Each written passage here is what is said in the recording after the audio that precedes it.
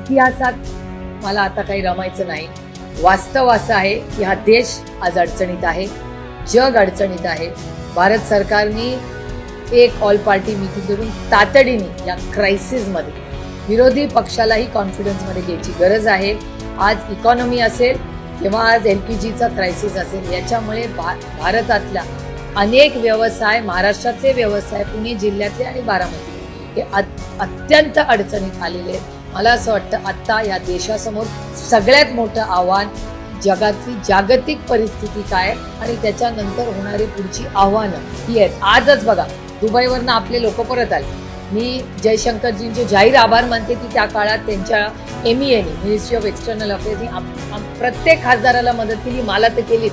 आपल्या भागातले अनेक लोक आपण परत आणण्यात आपल्याला यश मिळालं. आज दुबईचं एअरपोर्ट परत बंद झालं. आत्ताचीच बातमी सकाळी आली दुबईचा एअरपोर्ट. त्याच्यामुळे आज इंग्रजीमध्ये ज्याला व्हॉलटाईल म्हणतात, असं जगातलं सगळं राजकारण, समाजकारण, इकॉनॉमी सगळ्या व्हॉलटाईल झाल्या आहेत. अशा परिस्थितीमध्ये भारत सरकार स्वतःला ह्याच्या कसं इन्सुलेट करणार आहे? फर्टिलायझरची काय पुढच्या परिस्थिती, तेलाचं काय होणार आहे? रशियामधून आपल्याला तेल मिळायला आता संधी मिळाली, पण किंमत किती वाढलेली आहे? LPGचं स्टोरेज का नाही आपण केलेलं? चायनासारख्या देशांनी LPGचा स्टोरेजचा प्लॅन केलाय. भारत सरकारने काय केलंय त्याच्याबद्दल?